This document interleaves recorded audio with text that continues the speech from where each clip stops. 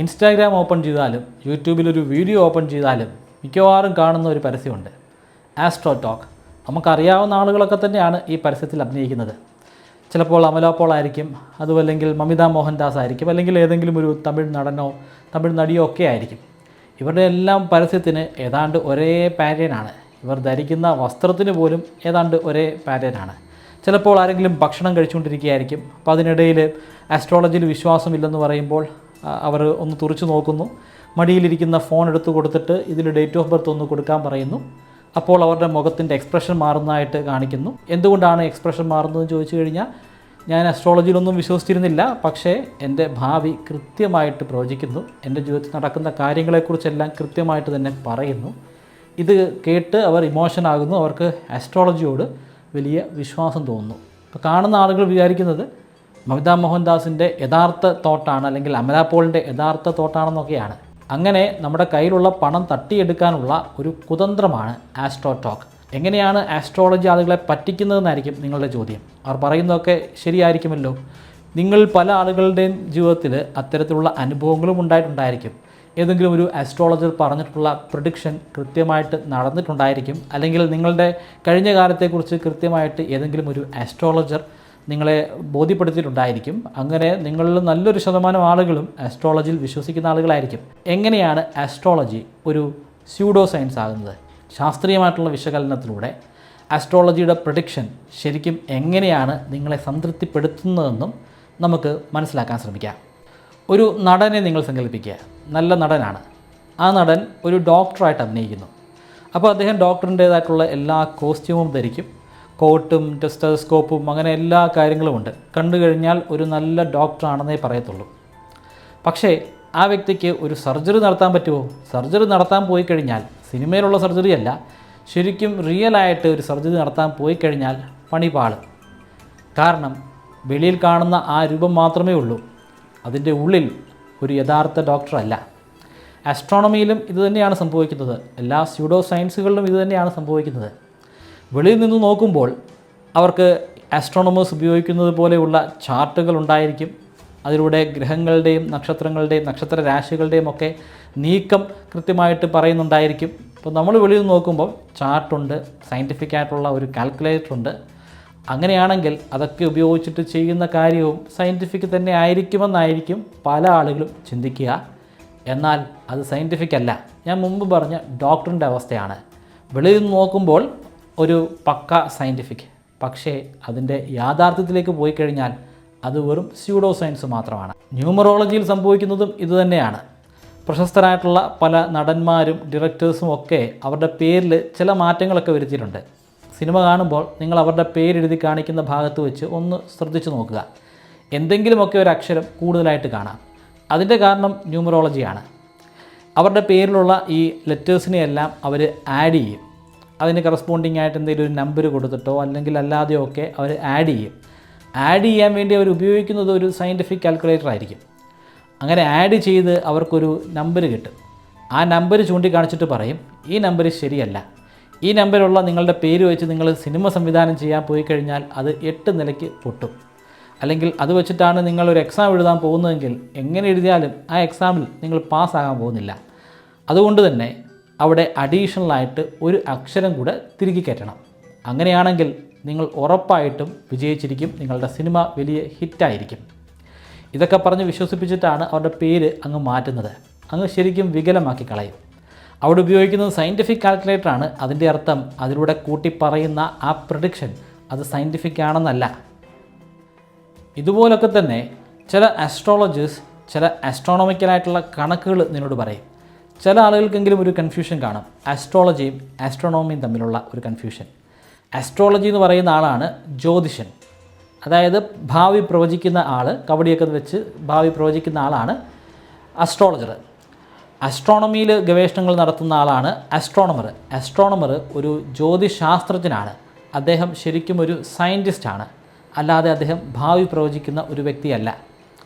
ആസ്ട്രോണമിയുടെ ഡേറ്റകൾ എന്ന് പറയുന്നത് അത് ശാസ്ത്രീയമായിട്ടുള്ള ഡേറ്റകളാണ്. ആ ഡേറ്റയൊക്കെ അസ്ട്രോളജർ ഉപയോഗിക്കും.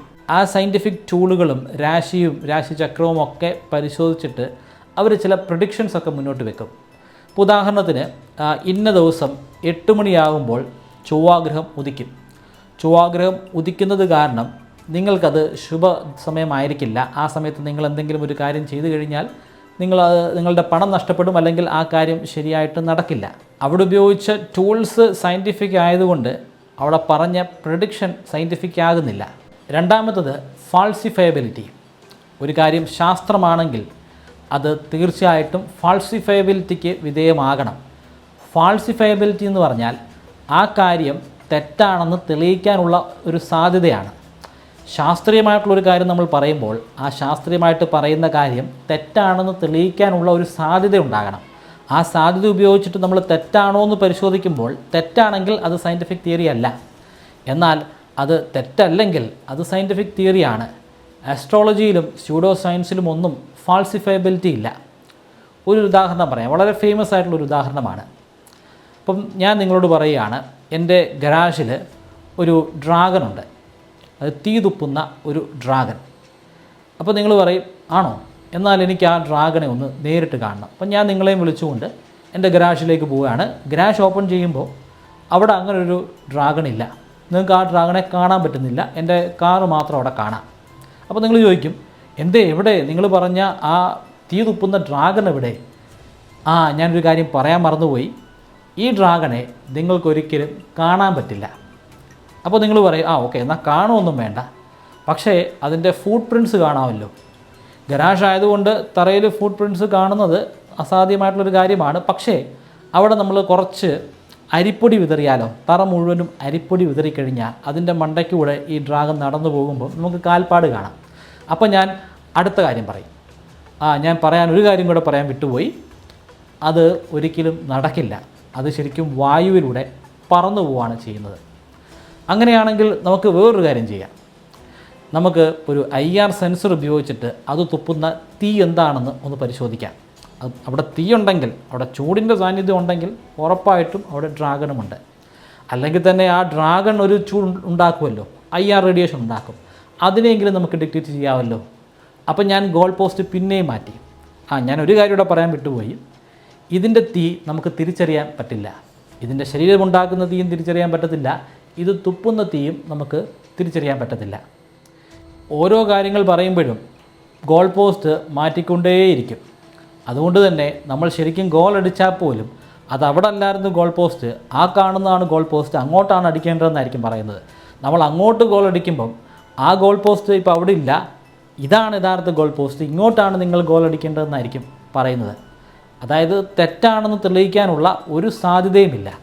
തെറ്റാണെന്ന് തെളിയിക്കാനുള്ള ഒരു സാധ്യത അവിടെ ഇല്ലെങ്കിൽ അത് ശാസ്ത്രീയമായിട്ട് തെറ്റാണ്, അതവിടെ നിലനിൽക്കുന്നില്ല. ഇതിന് ഞാൻ ആസ്ട്രോളജിയിലെ ഒരു ഉദാഹരണം പറയാം. ഒരു ആസ്ട്രോളജർ കവടിയൊക്കെ വെച്ച് നിരത്തി നിങ്ങളുടെ ഭാവി പ്രവചിക്കുകയാണ്. അയാൾ നിങ്ങളോട് പറയുകയാണ്, അടുത്ത മാസം നിങ്ങളുടെ സാലറിയിൽ ഒരു വർധനവുണ്ടാകും. അപ്പോൾ നമ്മൾ ഭയങ്കര ഹാപ്പിയായി വീട്ടിലേക്ക് പോയി. അടുത്ത മാസത്തെ സാലറി കിട്ടാനുള്ള ഒരു സമയമാകുന്നതിന് മുൻപ് തന്നെ നിങ്ങളുടെ ജോലി നിങ്ങൾക്ക് നഷ്ടപ്പെട്ടു. അതായത് അടുത്ത മാസം നിങ്ങൾക്ക് സാലറി ഇൻക്രിമെൻ്റ് ഉണ്ടായില്ലെന്ന് മാത്രമല്ല, നിങ്ങളുടെ ജോലി പോലും നഷ്ടപ്പെട്ടിരിക്കുന്നു.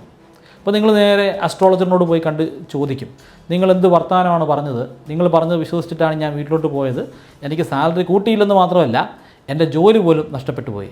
അങ്ങനെ വരാൻ വഴിയില്ലല്ലോ, നമുക്ക് ഒന്നുകൂടെ കവടിയൊക്കെ വെച്ചൊന്ന് നിരത്തി നോക്കാം. അയാൾ വീണ്ടും കവടിയൊക്കെ വെച്ചൊന്ന് നിരത്തി നോക്കിയപ്പോൾ ഒരു കാര്യം മനസ്സിലായി. നിങ്ങൾക്ക് ഒരു ഇവിൽ ഐ ഉണ്ട്. അതായത് നിങ്ങളുടെ അടുത്ത ആരോ നിങ്ങളുടെ മേൽ കണ്ണു വച്ചിട്ടുണ്ട്.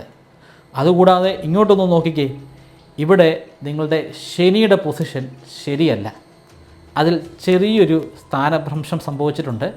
അതുകൊണ്ട് തന്നെ നിങ്ങൾക്ക് മോശമായിട്ടുള്ള ഒരു കാലഘട്ടമാണ് ഇപ്പോഴുള്ളത്. അതുമല്ലെങ്കിൽ ആസ്ട്രോളജർ പറയുന്നത് അതൊന്ന് അല്പം ഡിലേ ആയിരിക്കുകയാണ്, പക്ഷേ നിങ്ങൾ ഒന്നുകൊണ്ടും പേടിക്കേണ്ട, അധികം വൈകാതെ തന്നെ നിങ്ങൾക്കൊരു ജോലി കിട്ടും. ആ ജോലിയിൽ നിങ്ങൾക്ക് നല്ല ശമ്പളവും കിട്ടും. ജോലി ഇല്ലാതെ ആയിക്കഴിഞ്ഞാൽ നമ്മൾ വെറുതെ ഇരിക്കില്ലല്ലോ. ജോലി കിട്ടുമെന്ന് പറഞ്ഞാലും ജോലിക്ക് ആപ്ലിക്കേഷൻ കൊടുക്കണം. ആപ്ലിക്കേഷൻ കൊടുക്കാതെ ആരും നമ്മളെ ഇങ്ങോട്ട് വിളിച്ച് ജോലിക്ക് എടുക്കില്ല. അങ്ങനെ നിങ്ങൾ ആപ്ലിക്കേഷനൊക്കെ കൊടുക്കുമ്പോൾ ഒരു 2 മാസം അല്ലെങ്കിൽ ഒരു 3 മാസമൊക്കെ കഴിയുമ്പോൾ നിങ്ങൾക്കൊരു ജോലി കിട്ടാനുള്ള സാധ്യതയുണ്ട്. ആ ജോലി കിട്ടുമ്പോൾ നിങ്ങൾ മുമ്പത്തെ പ്രഡിക്ഷൻ തെറ്റായി പോയതൊക്കെ അങ്ങ് മറക്കും. എന്നിട്ട് ഇത് പ്രഡിക്ഷനിലൂടെ കണ്ടെത്തിയതാണെന്ന് വിശ്വസിച്ച് നിങ്ങൾ ആസ്ട്രോളജിയെ പിന്നെയും ഫോളോ ചെയ്യാൻ തുടങ്ങും. അടുത്തത് ഒബ്ജക്റ്റീവ് വെരിഫിക്കേഷൻ. ഒരു ആസ്ട്രോളജർ നടത്തുന്ന പ്രഡിക്ഷൻ അത് ഏതാണ്ട് എല്ലാ മനുഷ്യർക്കും ഒരുപോലെ തന്നെ ബാധകമായിരിക്കും. അവർക്കെല്ലാം അത് അവരുടെ തന്നെ ഹൊറോസ്കോപ്പാണെന്ന് തോന്നിപ്പോകും. ഇതുമായി ബന്ധപ്പെട്ട് ഒരു ഫ്രഞ്ച് ഗവേഷകനായ മൈക്കിൾ ഗ്വാക്കലീൻ ഒരു എക്സ്പെരിമെൻ്റ് നടത്തി. സീക്രട്ട് ഫയൽ എക്സ്പെരിമെൻ്റ് എന്നാണ് ആ ഒരു പരീക്ഷണത്തിൻ്റെ പേര്. അദ്ദേഹം പത്രത്തിൽ മാസ്സായിട്ടൊരു പരസ്യം കൊടുത്തു. നിങ്ങളുടെ ഡേറ്റ് ഓഫ് ബർത്തും ജനിച്ച സമയവും മാത്രം അയച്ചു തന്നു കഴിഞ്ഞാൽ നിങ്ങളുടെ സകല ഡീറ്റെയിലുകളും തികച്ചും സൗജന്യമായിട്ട് ഞങ്ങൾ അറിയിക്കുന്നതാണ്. അങ്ങനെ ആയിരക്കണക്കിന് ആളുകളാണ് ഇദ്ദേഹത്തിന് കത്തുകൾ അയച്ചത്. അതിലൂടെ ഒരുപാട് പേരുടെ ഡേറ്റ് ഓഫ് ബർത്ത് ഒക്കെ കിട്ടി. തിരിച്ച് അദ്ദേഹം അവരുടെ എല്ലാം ഹൊറോസ്കോപ്പ് അയച്ചു കൊടുത്തു.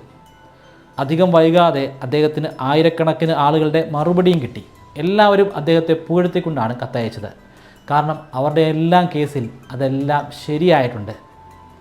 യഥാർത്ഥത്തിൽ അദ്ദേഹം അയച്ചു കൊടുത്തത് ഒരൊറ്റ ഹൊറോസ്കോപ്പാണ്. അതായത് ആയിരക്കണക്കിന് ആളുകൾക്കും അദ്ദേഹം അയച്ചു കൊടുത്തത് ഒരൊറ്റ ഹൊറോസ്കോപ്പാണ്. ഇവിടെ ഒരു ട്വിസ്റ്റ് കൂടിയുണ്ട്. അദ്ദേഹം അയച്ചു കൊടുത്തത് ഇവരുടെ ആരുടെയും ഹൊറോസ്കോപ്പ് ആയിരുന്നില്ല. അയച്ചു കൊടുത്തത് മരിച്ചുപോയ ഒരു വ്യക്തിയുടെ ഹൊറോസ്കോപ്പായിരുന്നു.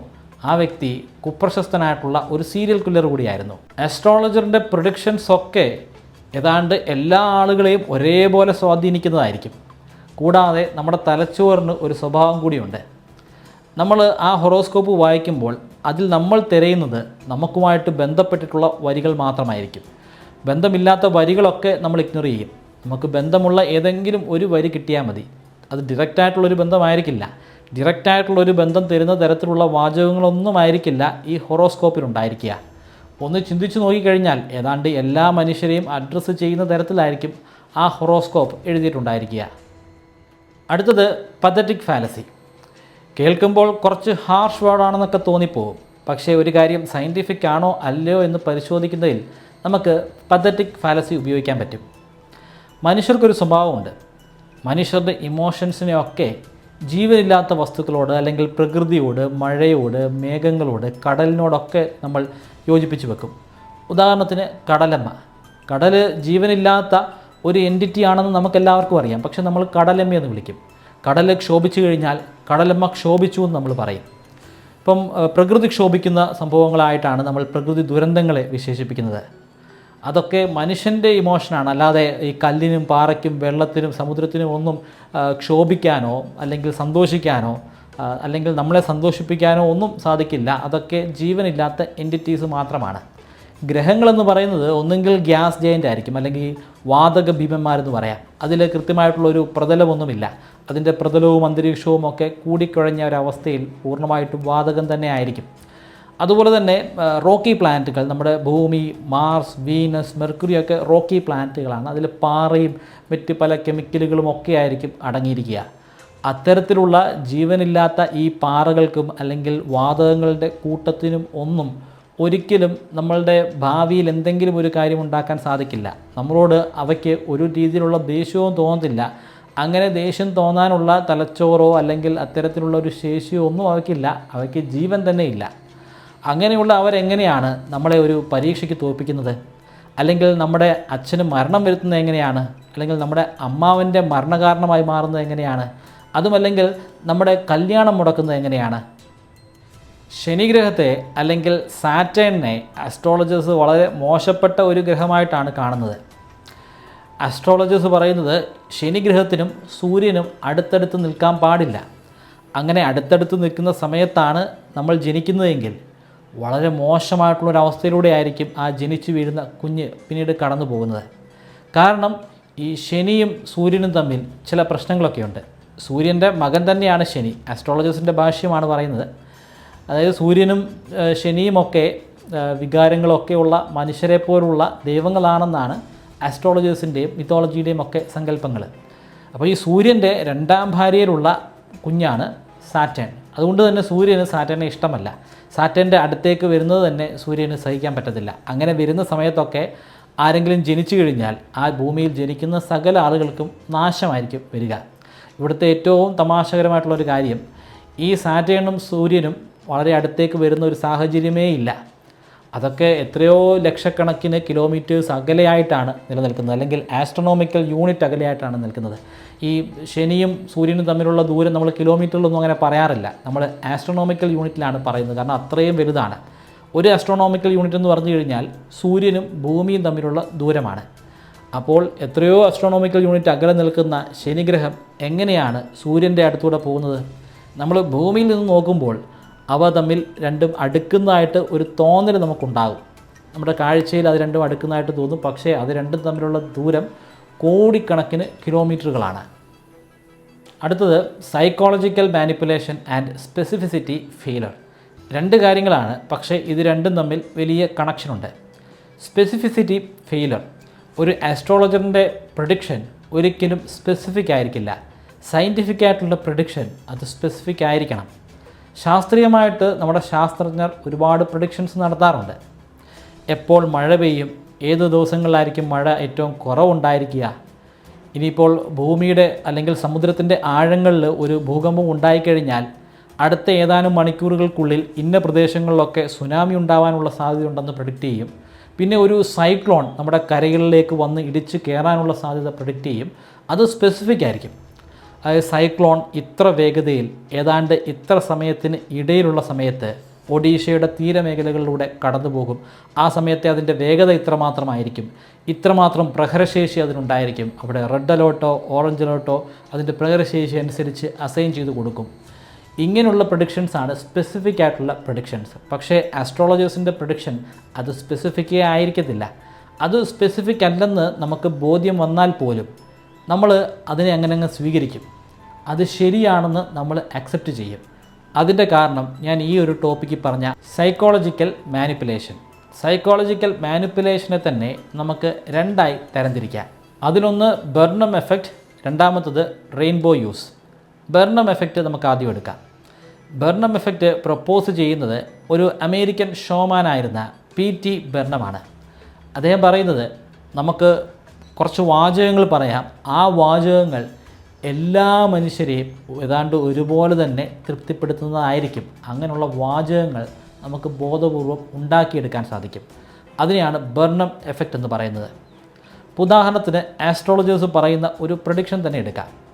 ആസ്ട്രോളജേഴ്സ് പറയുകയാണ്, നിങ്ങൾക്ക് ഒരുപാട് ക്യാപ്പബിലിറ്റി ഉണ്ട്, ഒരുപാട് കാര്യങ്ങൾ നിങ്ങളെക്കൊണ്ട് ചെയ്യാൻ സാധിക്കും. പക്ഷേ നിങ്ങൾ എന്ത് ചെയ്താലും നിങ്ങളുടെ ആ ക്യാപ്പബിലിറ്റി മുഴുവനും പൂർണ്ണമായിട്ട് നിങ്ങൾക്ക് ഉപയോഗിക്കാൻ പറ്റാറില്ല.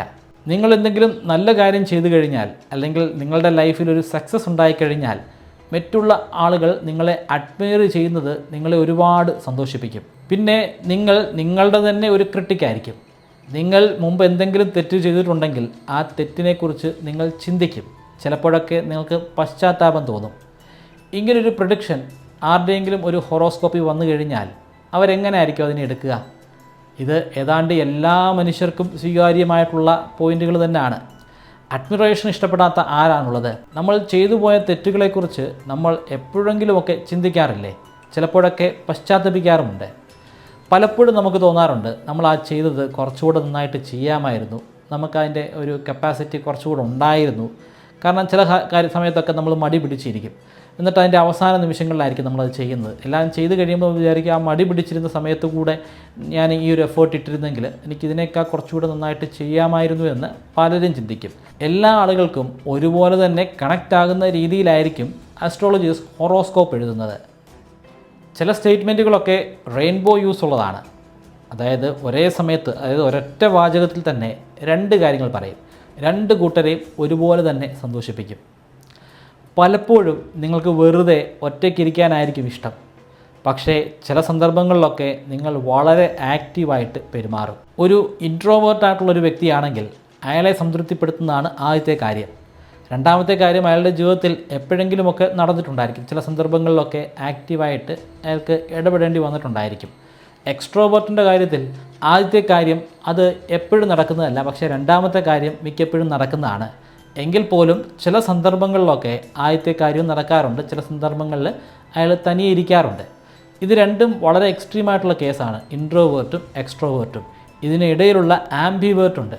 ആംബിവേർട്ട് ചില സന്ദർഭങ്ങളിലൊക്കെ വളരെ ആക്റ്റീവായിരിക്കും, എന്നാൽ ചില സന്ദർഭങ്ങളിലൊക്കെ വളരെ ശാന്തരായിരിക്കും. ആംബിവേർട്ട്, ഇൻട്രോവേർട്ട്, എക്സ്ട്രോവേർട്ട് എന്നൊക്കെ പറയുന്നത് നമ്മുടെ നാണവുമായിട്ട് ബന്ധപ്പെട്ടതല്ല. പലരും തെറ്റിദ്ധരിക്കുന്നത് നാണമാണ് ഇൻട്രോവേർട്ടിനെന്ന്, എക്സ്ട്രോവേർട്ടിന് നാണമില്ലെന്നും ഒക്കെയാണ് നമ്മൾ ചിന്തിക്കുന്നത്. പക്ഷേ അങ്ങനെയൊന്നുമല്ല. ഇൻട്രോവേർട്ട് നാണം കാരണമൊന്നും ആയിരിക്കില്ല. ചിലപ്പോൾ നിങ്ങൾ നിങ്ങളെ തന്നെ വിലയിരുത്തുന്നത് നിങ്ങൾ ഇൻട്രോവേർട്ട് ആണെന്നായിരിക്കും. അതിൻ്റെ കാരണം ഒരു പക്ഷേ നിങ്ങളുടെ നാണമായിരിക്കാം. യഥാർത്ഥത്തിൽ നിങ്ങളൊരു ഇൻട്രോവേർട്ട് ആയിരിക്കണമെന്നില്ല. നിങ്ങൾ ശരിക്കും ഒരു ഇൻട്രോവേർട്ടാണോ എക്സ്ട്രോവേർട്ടാണോ എന്നൊക്കെ എക്സ്പ്ലെയിൻ ചെയ്യുന്ന വളരെ ഡീറ്റെയിൽ ആയിട്ടുള്ളൊരു വീഡിയോ മുമ്പ് ഞാൻ ചെയ്തതാണ്. താല്പര്യമുള്ളവർക്ക് വേണ്ടി അതിൻ്റെ ലിങ്ക് ഞാൻ ഐ ബട്ടണിലും ഡിസ്ക്രിപ്ഷനിലും കൊടുത്തേക്കാം. ഒന്ന് പരിശോധിച്ച് നോക്കുക. ആസ്ട്രോളജേഴ്സ് എപ്പോഴും നല്ല കാര്യം മാത്രം പറയില്ല. ഒരുപക്ഷെ നിങ്ങളെ ഒന്ന് അട്രാക്റ്റ് ചെയ്യാനായിട്ട് നിങ്ങളോട് ആദ്യം നല്ല ചില കാര്യങ്ങളൊക്കെ പറയുമായിരിക്കും. നിങ്ങളോട് ഗജകേസരി യോഗം മാത്രമേ നിങ്ങൾക്കുള്ളൂ, ഇനിയുള്ള കാലം മുഴുവനും സന്തോഷം മാത്രമായിരിക്കുമെന്ന് ഏതെങ്കിലും ഒരു ആസ്ട്രോളജർ പറയുമോ? അങ്ങനെ പറഞ്ഞു കഴിഞ്ഞാൽ അയാൾക്ക് പിന്നീട് ബിസിനസ് കിട്ടില്ല. കാരണം ഇനിയുള്ള കാലം മുഴുവനും സന്തോഷം മാത്രമാണെന്ന് അറിഞ്ഞു കഴിഞ്ഞാൽ പിന്നീട് അങ്ങോട്ട് പോകേണ്ട ആവശ്യമില്ലല്ലോ. അതുകൊണ്ട് തന്നെ സന്തോഷമാണെന്ന് പറഞ്ഞാലും അതിൻ്റെ കൂടെ അവരെന്തെങ്കിലുമൊക്കെ തിരികെ കയറ്റും. ഒന്നെങ്കിൽ ഒരു ചൊവ്വാദേശം തിരികെ കയറ്റും, അല്ലെങ്കിൽ കണ്ടകശനിയാണ്, അത് നിങ്ങളെ കൊണ്ടേ പോകത്തുള്ളൂ, അതിന് ഇന്ന പരിഹാരങ്ങൾ ചെയ്യണമെന്നൊക്കെ ചിലപ്പോൾ പറഞ്ഞെന്ന് വരാം. അതുമല്ലെങ്കിൽ ഈ പ്രപഞ്ചം നിങ്ങളെ ആക്രമിക്കാൻ ശ്രമിക്കുന്നു, അത് ചൊവ്വയുടെ രൂപത്തിലായിരിക്കും ആക്രമണം ഉണ്ടാവുക, അല്ലെങ്കിൽ ശനിയുടെ രൂപത്തിലായിരിക്കും ആക്രമണം ഉണ്ടാവുക. ഇങ്ങനെയൊക്കെ പറയുമ്പോൾ ഇതിൽ വിശ്വാസമുള്ള ആളുകൾ ശരിക്കും ഒന്ന് ഭയന്നു പോകും. ഒരുപക്ഷെ അവരുടെ ലൈഫിൽ എന്തെങ്കിലുമൊക്കെ പ്രശ്നങ്ങൾ ആ സമയത്തുണ്ടായിരിക്കും. പ്രശ്നങ്ങളൊക്കെ ഉണ്ടാകുമ്പോഴാണല്ലോ ആസ്ട്രോളജിസ്റ്റിനെ പോയി കാണുന്നത്. അവർ ഇങ്ങനൊരു കാര്യം കൂടെ പറഞ്ഞു കഴിഞ്ഞാൽ, അത് ചൊവ്വാഗ്രഹം നിങ്ങളെ ആക്രമിക്കുന്നു, അല്ലെങ്കിൽ ശനിയുടെ ഒരു പ്രശ്നമുണ്ട് നിങ്ങൾക്കെന്നൊക്കെ പറഞ്ഞു കഴിഞ്ഞാൽ ശരിക്കും ഒന്ന് പേടിച്ചു പോകും. പിന്നെ അവർ ചിന്തിക്കുന്നത് ഇതിനുള്ള ഒരു പരിഹാര മാർഗ്ഗമാണ്. ഒന്നെങ്കിൽ ഏതെങ്കിലും ഒരു ഏലസ് കെട്ടിത്തരിക, അപ്പോൾ ആ ഏലസിന് ഒരു പ്രത്യേക പ്രൈസ് കാണും. അല്ലെങ്കിൽ ഏതെങ്കിലും ഒരു അമ്പലത്തിൽ പോകണം, ആ അമ്പലത്തിൽ ഇന്ന ദിവസങ്ങളിലൊക്കെ പോയിക്കൊണ്ടേയിരിക്കണം. അതുമല്ലെങ്കിൽ എന്തെങ്കിലുമൊക്കെ നേർച്ച ചെയ്യണം, തുലാഭാരം ചെയ്യണം, അല്ലെങ്കിൽ ശയനപ്രദക്ഷിണം ചെയ്യണം, നമ്മളെ സ്വയം പീഡിപ്പിക്കണം, ഒരു നേരം ഭക്ഷണം കഴിക്കാതിരിക്കണം, അങ്ങനെയുള്ള ഒരുപാട് കാര്യങ്ങൾ പറയും. ചിലപ്പോഴൊക്കെ ഒരു പൂജയുടെ കാര്യം കൂടെ സൂചിപ്പിക്കും. അപ്പോൾ പൂജ ചെയ്യുന്നത് ഈ ആസ്ട്രോളജർ തന്നെ ആയിരിക്കും, അല്ലെങ്കിൽ ആസ്ട്രോളജറിന് കണക്ഷനുള്ള ആരെങ്കിലുമൊക്കെ ആയിരിക്കും. അപ്പോൾ അതിലൂടെയും ഇവർക്ക് ഒരുപാട് പണം ഉണ്ടാക്കാൻ സാധിക്കും. ആസ്ട്രോളജിയുടെ മറ്റൊരു പ്രധാനപ്പെട്ട പ്രശ്നം പഴകിയ ആസ്ട്രോണമിയാണ്. ഞങ്ങൾ ഉപയോഗിക്കുന്നത് ശാസ്ത്രമാണ്, അതുകൊണ്ട് ഞങ്ങൾ അതുപയോഗിച്ച് പറയുന്നതെല്ലാം ശാസ്ത്രം തന്നെ ആയിരിക്കുമെന്നൊക്കെ വാദിക്കുമ്പോൾ പോലും അവർ ഉപയോഗിക്കുന്ന ശാസ്ത്രം ഒരുപാട് പഴക്കം ചെന്നതാണ്. ആസ്ട്രോളജി ഏതാണ്ട് ഒരു 2000 വർഷങ്ങൾക്ക് മുമ്പുണ്ടായതാണ്. അപ്പോൾ 2000 വർഷം മുമ്പുണ്ടായിരുന്ന ആസ്ട്രോണമി അനുസരിച്ചിട്ടാണ് ആസ്ട്രോളജി പ്രവർത്തിക്കുന്നത്. 2000 വർഷം മുമ്പുണ്ടായിരുന്ന ആസ്ട്രോണമി അനുസരിച്ച് ഭൂമി പരന്നതാണ്. ആ കാലഘട്ടത്തിൽ തന്നെ ഭൂമി ഉരുണ്ടതാണെന്നൊക്കെ പറഞ്ഞിട്ടുള്ള ഗവേഷകരുണ്ട്. പക്ഷേ ആസ്ട്രോളജിയെ സംബന്ധിച്ചിടത്തോളം ആ കാലഘട്ടത്തിൽ സ്വീകരിച്ചിരുന്ന കോൺസെപ്റ്റ് എന്ന് പറയുന്നത് പരന്ന ഭൂമിയാണ്. ഭൂമി പരന്നതാണെന്ന് മാത്രമല്ല, ഭൂമിയാണ് പ്രപഞ്ചത്തിൻ്റെ ഏറ്റവും നടുവിൽ നിൽക്കുന്നത്. ഭൂമി എങ്ങോട്ടും ചലിച്ചു പോകുന്നില്ല. എന്നാൽ ഇവിടെയുള്ള സകല നക്ഷത്രങ്ങളും സൂര്യനും മറ്റ് ഗ്രഹങ്ങളുമൊക്കെ ഭൂമിയെ ഇങ്ങനെ വലം വെച്ചുകൊണ്ടേയിരിക്കുകയാണ്. സൂര്യനും ഗ്രഹങ്ങളുമൊക്കെ സെപ്പറേറ്റ് ആയിട്ട് ഇവിടെ പറയേണ്ട ആവശ്യമില്ല. കാരണം ആ കാലഘട്ടത്തിലെ ആസ്ട്രോണമി അനുസരിച്ച് 2 ഗ്രഹങ്ങൾ തന്നെയായിരുന്നു. അതുകൊണ്ട് ആസ്ട്രോളജിയിലും ഇത് 2 ഗ്രഹങ്ങൾ തന്നെയാണ്. ഭൂമി നിശ്ചലമാണല്ലോ, ഭൂമി സ്വന്തം അച്ചുതണ്ടിൽ കറങ്ങുന്നേയില്ല. ആ ഒരു കോൺസെപ്റ്റ് വെച്ചിട്ട് ആസ്ട്രോളജി മുന്നോട്ട് പോകുന്നത് കൊണ്ട് തന്നെ ആസ്ട്രോളജി പറയുന്ന അല്ലെങ്കിൽ ഉപയോഗിക്കുന്ന ശാസ്ത്രം ഇപ്പോൾ ഈ 2000 വർഷങ്ങൾക്ക് ശേഷം ശരിക്കും തെറ്റാണ്. ഭൂമി നന്നായിട്ട് കറങ്ങുന്നത് കാരണം അതിനൊരു വോബ്ലിംഗ് എഫക്റ്റ് ഉണ്ടാകും. ഉദാഹരണത്തിന് ഇത് ഭൂമിയുടെ അച്ചുതണ്ടാണെന്ന് കരുതുക. അച്ചുതണ്ടെന്ന് പറയുന്നത് ഒരു ഇമാജിനറി ലൈൻ മാത്രമാണ്. നമുക്കതിനെ ആക്സിസ് എന്ന് ഇംഗ്ലീഷിൽ പറയാം. ജോമെട്രിയിൽ നമ്മൾ ആ ജോമെട്രിക്കൽ ഷേപ്പിനെ അനലൈസ് ചെയ്യാൻ, അതിൻ്റെ മോഷനെ അനലൈസ് ചെയ്യാനായിട്ട് ഇത്തരത്തിലുള്ള ചില പാരാമീറ്റേഴ്സൊക്കെ യൂസ് ചെയ്യും.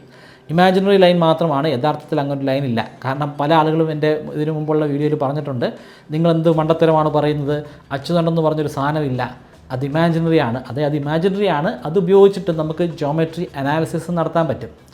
അപ്പം ഭൂമിയുടെ അച്ചുതണ്ട് ഇങ്ങനെയാണെന്ന് കരുതുക, അതൊരല്പം ചരിഞ്ഞിട്ടാണുള്ളത്. അപ്പം ഈ അച്ചുതണ്ടിനെ കേന്ദ്രീകരിച്ചിട്ടാണ് ഇതിങ്ങനെ കറങ്ങിക്കൊണ്ടിരിക്കുന്നത്. ഭൂമി സ്വയം കറങ്ങിക്കൊണ്ടിരിക്കും, സ്വയം കറങ്ങുകയും അതേസമയം സൂര്യന് ചുറ്റും വലം വയ്ക്കുകയും ചെയ്യുന്നുണ്ട്. ഇങ്ങനെ സ്വയം കറങ്ങുന്നത് കാരണം ഇവിടെ ഒരു വോബ്ലിംഗ് എഫക്റ്റ് ഉണ്ടാകും. ഉദാഹരണത്തിന് ഞാൻ ഇതിൻ്റെ മുകളിൽ ഒരു പേപ്പർ വെക്കുകയാണെന്ന് കരുതിക്കോ. പേപ്പർ വെക്കുന്നത് കാരണം ഈ പേനയുടെ നിബ് ഞാൻ തുറന്നു, ശേഷം ഇവിടെ ഒരു പേപ്പർ വെക്കുന്നു. അപ്പോൾ ഇതിൻ്റെ മോഷൻ അനുസരിച്ച് ഇതിൽ വരകൾ വീരുമല്ലോ. ഭൂമിയുടെ ഇങ്ങനെ അതിശക്തമായിട്ടുള്ള സ്വയം കറക്കം കാരണം ഒരു വോബ്ലിംഗ് എഫക്റ്റ് ഉണ്ടാകും. വോബ്ലിംഗ് എഫക്റ്റ് എന്ന് പറയുമ്പോൾ ഇതിൻ്റെ ഈ അറ്റം ഒരേ സ്ഥലത്ത് തന്നെ ആയിരിക്കില്ല, അതിങ്ങനെ മാറിക്കൊണ്ടേയിരിക്കും. ഒരു സർക്കിൾ പോലെയാണ് മാറുന്നത്. അതായത് ഭൂമി ഇങ്ങനെ കറങ്ങുമ്പോൾ മുകളിലൊരു വോബ്ലിംഗ് എഫക്റ്റ് കാരണം അത് ഒരു സർക്കിൾ ഉണ്ടാക്കും. പക്ഷേ ആ സർക്കിൾ പെട്ടെന്ന് ഞാനിപ്പോൾ കാണിച്ചതുപോലെ പെട്ടെന്ന് ഉണ്ടാകുന്ന സർക്കിളല്ല. അങ്ങനെ ഒരു സർക്കിള് ഈ പേപ്പറിൽ വരച്ച് വരാനായിട്ട് ഏകദേശം 25,000 വർഷങ്ങൾ വേണ്ടി വരും. അതായത് പതിയെ പതിയെ ഭൂമിയിൽ നിന്ന് നമ്മൾ നോക്കുമ്പോൾ കാണുന്ന നക്ഷത്രങ്ങളുടെ സ്ഥാനങ്ങളിൽ മാറ്റം വരുന്നുണ്ട്. കാരണം ഭൂമിയുടെ ഈ ഒരു വോബ്ലിംഗ് എഫക്റ്റാണ്. 25,000 വർഷങ്ങൾ കൊണ്ട് അത് വീണ്ടും പൂർവ്വസ്ഥിതിയിലേക്ക് തന്നെ മടങ്ങി വരും. 2000 വർഷങ്ങൾക്ക് മുമ്പാണല്ലോ ആസ്ട്രോളജി ആ കാലഘട്ടത്തിലെ ആസ്ട്രോണമിയെ ഉപയോഗിച്ചത്. അന്ന് ഇത്തരത്തിലുള്ളൊരു പ്രോപ്പർട്ടിയെക്കുറിച്ച് ആ കാലഘട്ടത്തിലുള്ള ആസ്ട്രോണമേഴ്സ് മനസ്സിലാക്കിയിരുന്നില്ല. അതുകൊണ്ട് തന്നെ ഇത്തരത്തിലുണ്ടാകുന്ന നക്ഷത്ര രാശികളുടെ സ്ഥാനത്തിലെ മാറ്റവും ആസ്ട്രോളജേഴ്സ് മനസ്സിലാക്കിയിരുന്നില്ല. ഇപ്പോഴും അവർ മനസ്സിലാക്കിയിട്ടില്ല. നമ്മുടെ നക്ഷത്ര രാശികളുടെ സ്ഥാനത്തിൽ 23 മുതൽ 25 ഡിഗ്രിയുടെ വരെ ഒരു മാറ്റമാണ് ഈ 2000 വർഷങ്ങൾ കൊണ്ടുണ്ടായത്.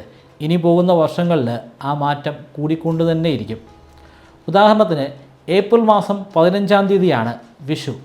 വിഷു എന്ന് പറഞ്ഞാൽ തുല്യ രാത്രിയും തുല്യ പകലും, അതായത് 12 മണിക്കൂർ പകലും 12 മണിക്കൂർ രാത്രിയുമായിരിക്കും. അതിൻ്റെ കാരണം ഏപ്രിൽ 15-ാം തീയതി സൂര്യൻ്റെ സ്ഥാനം മേടൻ രാശിയോട് ചേർന്നിട്ടായിരിക്കും. അത് 2000 വർഷം മുമ്പുള്ള കണക്കാണ്. ഈ 2000 വർഷങ്ങൾക്ക് ശേഷം അതിൽ മാറ്റം സംഭവിച്ചിട്ടുണ്ട്. ഇപ്പോൾ ഏപ്രിൽ 15-ന് മേടൻ രാശിയിൽ സൂര്യൻ വരുന്നില്ല. അതായത് ശരിക്കുമുള്ള വിഷു, അതായത് 12 മണിക്കൂർ പകലും 12 മണിക്കൂർ രാത്രിയുമാകുന്നത് ആ ഒരു സമയത്തല്ല, ഏപ്രിൽ 15-നല്ല നമ്മൾ വിഷു ആഘോഷിക്കുന്ന സമയത്തല്ല, മറിച്ച് അത് മാർച്ച് 21-നാണ്. മുൻപ് ഇതിനെക്കുറിച്ച് വളരെ ഡീറ്റെയിൽ ആയിട്ടുള്ളൊരു വീഡിയോ ഞാൻ ചെയ്തിരുന്നു. താല്പര്യമുള്ളവർക്ക് അതിൻ്റെ ലിങ്ക് ഞാൻ ഐ ബട്ടണിലും അതുപോലെ ഡിസ്ക്രിപ്ഷനിലും കൊടുത്തേക്കാം. ഒന്ന് പരിശോധിച്ച് നോക്കുക. അവസാനത്തെ പോയിൻ്റ്, നോ ഫിസിക്കൽ മെക്കാനിസം. അങ്ങ് അകലെയുള്ള നക്ഷത്രങ്ങൾക്കും ഗ്രഹങ്ങൾക്കും സൂര്യനും ഒന്നും ഫിസിക്കലായിട്ടുള്ള ഒരു കണക്ഷനും ഭൂമിയിലുള്ള ഒരു ജീവജാലങ്ങളുമായിട്ടും ഇല്ല. ചില ആളുകൾ പറയുന്നു ഗ്രാവിറ്റേഷണൽ ഫോഴ്സ് ഉണ്ട്, ആ ഫോഴ്സ് വലിയ രീതിയിൽ സ്വാധീനിക്കുന്നുണ്ട്, പിന്നെ അവിടെ നിന്ന് വരുന്ന ഇലക്ട്രോ മാഗ്നറ്റിക് റേഡിയേഷൻ്റെ സാന്നിധ്യമുണ്ട്. നമുക്കൊരു ഉദാഹരണം എടുക്കാം. ഒരു കുഞ്ഞ് ഒരു ഹോസ്പിറ്റലിലെ ലേബർ റൂമിൽ ജനിക്കുന്നു. ആ കുഞ്ഞിൻ്റെ തൊട്ടടുത്ത് തന്നെ ഒരു ഫിസിഷ്യനുണ്ട്, അടുത്ത് ഭിത്തിയുണ്ട്, ആ മുറിയുടെ ഭിത്തിയുണ്ട്. പിന്നെ അങ്ങ് വളരെ അകലെയുള്ള നക്ഷത്രങ്ങളുടെ രാശിയുണ്ട്. അത് എത്രയോ പ്രകാശവർഷങ്ങൾ അകലെയാണ്. ഒരു പ്രകാശവർഷം എന്ന് പറഞ്ഞാൽ പ്രകാശം 1 വർഷം യാത്ര ചെയ്യുന്ന അത്രയും ദൂരമാണ്. പ്രകാശം 1 സെക്കൻഡിൽ മാത്രം സഞ്ചരിക്കുന്നത് ഏകദേശം 3 ലക്ഷം കിലോമീറ്ററിന് അടുത്തുള്ള വേഗതയിലാണ്. അപ്പോൾ അത്രയധികം അകലെയുള്ള ഒരു സെലസ്റ്റിയൽ ബോഡിയുടെ ഗ്രാവിറ്റി, ആ ഗ്രാവിറ്റി ഈ കുഞ്ഞിനെ എങ്ങനെയാണ് ബാധിക്കുന്നത്? വളരെ നെഗ്ലിജിബിളായിട്ടുള്ള ഒരു ഗ്രാവിറ്റേഷണൽ വേവ് മാത്രമായിരിക്കും അതുണ്ടാക്കുക. അതിനേക്കാൾ കൂടുതൽ എഫക്റ്റ് ഉണ്ടാക്കുന്നത് അവിടെയുള്ള ഭിത്തിയുടെയും അതുപോലെ അവിടെയുള്ള വസ്തുക്കളുടെയും അവിടെ നിൽക്കുന്ന ഡോക്ടറിൻ്റെയും ഗ്രാവിറ്റിയാണ്, അല്ലെങ്കിൽ അവരുടെ മാസ് കാരണം ഉണ്ടാകുന്ന ഒരു തരംഗമാണ്. ഇലക്ട്രോ മാഗ്നറ്റിക് റേഡിയേഷൻ എടുത്താലും ഇതുതന്നെയാണ് അവസ്ഥ.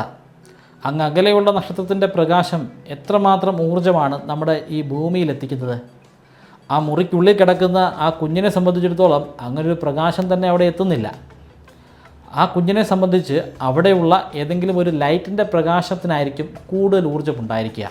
ആ ലൈറ്റിൻ്റെ പ്രകാശം പോലും ആ കുഞ്ഞിൻ്റെ ഫ്യൂച്ചറിനെ ഒരു രീതിയിലും ബാധിക്കുന്നില്ല. ഫിസിക്സിൻ്റെ ഭാഷയിൽ വേറെ 2 ഫോഴ്സുകൾ കൂടിയുണ്ട്, സ്ട്രോങ് ന്യൂക്ലിയർ ഫോഴ്സും വീക്ക് ന്യൂക്ലിയർ ഫോഴ്സും. സ്ട്രോങ് ന്യൂക്ലിയർ ഫോഴ്സ് കാരണമാണ് ഒരു ആറ്റത്തിൻ്റെ ന്യൂക്ലിയസിൻ്റെ ഉള്ളിൽ പ്രോട്ടോണും ന്യൂട്രോൺസും നിലനിൽക്കുന്നത്. പ്രോട്ടോൺസിനെല്ലാം പോസിറ്റീവ് ചാർജ് ആണല്ലോ. നമ്മുടെ അടിസ്ഥാന ശാസ്ത്രം അനുസരിച്ച് ഒരേ ചാർജുള്ള വസ്തുക്കൾ ഒരിക്കലും അടുത്ത് നിൽക്കില്ല, അത് റിപ്പല് ചെയ്ത് അകന്നു പോകും. ഓപ്പോസിറ്റ് ചാർജ് ആയിരിക്കും അട്രാക്റ്റ് ചെയ്യുന്നത്. ഈ പ്രോട്ടോണിനെല്ലാം പോസിറ്റീവ് ചാർജാണ്. പോസിറ്റീവ് ചാർജുള്ള ആ പ്രോട്ടോൺസ് എങ്ങനെയാണ് അവിടെ ചേർന്ന് നിൽക്കുന്നത്? അതിൻ്റെ കാരണം സ്ട്രോങ് ന്യൂക്ലിയർ ഫോഴ്സ്. അതാണ് പ്രപഞ്ചത്തിലെ നമ്മൾ ഇന്നുവരെ കണ്ടെത്തിയിട്ടുള്ളതിൽ വെച്ച് ഏറ്റവും ശക്തമായിട്ടുള്ള ഫോഴ്സ്. അതുകൂടാതെ വീക്ക് ന്യൂക്ലിയർ ഫോഴ്സുമുണ്ട്. വീക്ക് ന്യൂക്ലിയർ ഫോഴ്സാണ് റേഡിയോ ആക്റ്റീവ് ഡീക്കേയ്ക്ക് കാരണമായി മാറുന്നത്. ഇതൊന്നും ആ കുഞ്ഞിനെ ബാധിക്കുന്നില്ല. കുഞ്ഞിനെ ബാധിക്കുന്നുണ്ടോ എന്ന് ചോദിച്ചു കഴിഞ്ഞാൽ ബാധിക്കുന്നുണ്ട്. കാരണം ആ കുഞ്ഞിൻ്റെ ശരീരത്തിലെല്ലാം സെല്ലുകളുണ്ട്. ആ സെല്ലുകളിലെല്ലാം അടങ്ങിയിരിക്കുന്ന ആറ്റമാണ്. ആ ആറ്റത്തിലെല്ലാം ന്യൂക്ലിയസ് ഉണ്ട്. അതുകൊണ്ട് തന്നെ അവിടെ സ്ട്രോങ് ന്യൂക്ലിയർ ഫോഴ്സ് ഉണ്ട്. പക്ഷേ അതൊന്നും കുഞ്ഞിൻ്റെ ഭാവിയെ അങ്ങനെ ബാധിക്കുന്നില്ലല്ലോ. അപ്പം ഇത്തരത്തിലുള്ള സ്ട്രോങ് ന്യൂക്ലിയർ ഫോഴ്സിനും വീക്ക് ന്യൂക്ലിയർ ഫോഴ്സിനും ഇല്ലാത്ത ഒരു മേന്മയും അത്രയും അകലെയുള്ള ഒരു നക്ഷത്രത്തിനോ നക്ഷത്ര രാശിക്കോ ചന്ദ്രനോ സൂര്യനോ ഒന്നുമില്ല. ചന്ദ്രൻ കാരണമുണ്ടാകുന്ന വേലിയേറ്റത്തെക്കുറിച്ചും വേലിയിറക്കത്തെക്കുറിച്ചും ഒക്കെ നിങ്ങൾ ചിലപ്പോൾ ഇപ്പോൾ കമൻറ്റ് ചെയ്യുമായിരിക്കും. വേലിയേറ്റം നടക്കുന്നില്ലേ, വേലിയിറക്കം നടക്കുന്നില്ലേ, അങ്ങനെയൊക്കെ ഭൂമിയെ അതിന് സ്വാധീനിക്കാൻ പറ്റുമെങ്കിൽ എന്തുകൊണ്ടാണ് മറ്റ് മനുഷ്യരെ സ്വാധീനിക്കാൻ പറ്റാത്തത്? ചന്ദ്രൻ വേലിയേറ്റവും വേലിയിറക്കവും ഉണ്ടാക്കുന്നത് എങ്ങനെയാണെന്ന് കൃത്യമായിട്ട് ശാസ്ത്രം ഡോക്യുമെൻ്റ് ചെയ്തു വച്ചിട്ടുണ്ട്. അതിനെക്കുറിച്ച് മുമ്പ് ഞാൻ വളരെ വിശദീകരിച്ച് വീഡിയോ ചെയ്തിട്ടുള്ളതാണ്. വേണമെങ്കിൽ അതിൻ്റെ ലിങ്ക് ഞാൻ ഐ ബട്ടണിലും ഡിസ്ക്രിപ്ഷനിലും കൊടുത്തേക്കാം. വേണമെങ്കിൽ നിങ്ങൾക്ക് കണ്ടു നോക്കാം. അങ്ങനെ കൃത്യമായിട്ട് ഡോക്യുമെൻ്റ് ചെയ്തിട്ടുള്ള കാര്യമാണ് ഈ വേലിയേറ്റവും വേലിയിറക്കവും. അല്ലാതെ ഈ ചന്ദ്രൻ്റെ ഗ്രാവിറ്റി കാരണം ഇവിടെയുള്ള മനുഷ്യൻ്റെ ഭാവിയിൽ മനുഷ്യന് നടക്കാൻ പോകുന്ന അദ്ദേഹത്തിൻ്റെ കല്യാണത്തെ സ്വാധീനിക്കുന്നുണ്ടോ, അല്ലെങ്കിൽ കിട്ടാൻ പോകുന്ന ജോലിയെ സ്വാധീനിക്കുന്നുണ്ടോ, കിട്ടാൻ പോകുന്ന ശമ്പളത്തെ സ്വാധീനിക്കുന്നുണ്ടോ? അത്തരത്തിലുള്ള ഒരു സ്വാധീനവുമില്ല. ഇനിയെങ്കിലും നിങ്ങൾ ഇത്തരത്തിലുള്ള ആളുകളുടെ ട്രാപ്പിൽ വീണു പോകാതിരിക്കുക. ഇത് ശരിക്കും പറ്റിക്കൽ തന്നെയാണ്, നിങ്ങളെ നല്ല രീതിയിൽ പറ്റിക്കുന്നുണ്ട്. ഞാൻ മനസ്സിലാക്കുന്നത് ഈ ആസ്ട്രോ ടോക്ക് ആപ്പ് വലിയ രീതിയിൽ തന്നെ പണം ഉണ്ടാക്കുന്നുണ്ട്. കോടികളുടെ വരുമാനമാണ് അതിന് കിട്ടിക്കൊണ്ടിരിക്കുന്നത്. അതിൻ്റെ അർത്ഥം ലക്ഷക്കണക്കിന് ആളുകൾ ചൂഷണത്തിന് വിധേയരായിക്കൊണ്ടേയിരിക്കുകയാണ്. നിങ്ങളുടെ പണം നിങ്ങൾക്ക് ഇഷ്ടമുള്ളതിനൊക്കെ ചിലവഴിക്കാം, പക്ഷേ ആരെങ്കിലും പറ്റിക്കുന്നത് കാരണമായിരിക്കരുത് നിങ്ങളുടെ കയ്യിൽ നിന്നും പണം ഇറങ്ങുന്നത്. നിങ്ങൾ ഇഷ്ടപ്പെട്ട്, നിങ്ങൾ മനസ്സിലാക്കി, നിങ്ങളൊരു കാര്യം ആസ്വദിക്കാനോ അല്ലെങ്കിൽ നിങ്ങളുടെ എന്തെങ്കിലും ഒരു കാര്യം ശരിക്കും നടത്താൻ വേണ്ടിയിട്ടോ ആയിരിക്കണം ആ പണത്തിൻ്റെ ഉപയോഗം. നിങ്ങൾക്ക് ഞാനൊരു 25 മെമ്മറി ട്രിക്കുകൾ പറഞ്ഞുതരാം. ആ മെമ്മറി ട്രിക്കുകൾ ഉപയോഗിച്ച് എത്ര കടുകട്ടിയായിട്ടുള്ള വിഷയങ്ങളും വളരെ ഈസി ആയിട്ട് പഠിക്കാനും ദീർഘനാളത്തേക്ക് നിങ്ങളുടെ ഓർമ്മശക്തിയിൽ സൂക്ഷിച്ചു വയ്ക്കാനും സാധിക്കും. ഈ 25 മെമ്മറി ട്രിക്കുകൾ ഒരു കോഴ്സിൻ്റെ രൂപത്തിൽ ബ്രൈറ്റ് കേരളൈറ്റിൻ്റെ വെബ്സൈറ്റിലും അതുപോലെ മൊബൈൽ ആപ്ലിക്കേഷനിലും ഇപ്പോൾ ലഭ്യമാണ്. 3000 രൂപയാണ് ഈ കോഴ്സിൻ്റെ റേറ്റ്. എന്നാൽ നിങ്ങൾ ഇപ്പോൾ രജിസ്റ്റർ ചെയ്യുകയാണെങ്കിൽ 20% ഡിസ്കൗണ്ട് ലഭിക്കുന്നതാണ്. അതിനുവേണ്ടി സ്ക്രീനിൽ കാണുന്നത് പോലെ MBK20 എന്ന പ്രോമോ കോഡ് ഉപയോഗിക്കുക. ഡിസ്ക്രിപ്ഷനിലും ഫസ്റ്റ് കമൻറ്റിലും ഞാൻ ലിങ്ക് കൊടുക്കുന്നുണ്ട്. താല്പര്യമുള്ളവർ ഇപ്പോൾ തന്നെ രജിസ്റ്റർ ചെയ്യുക.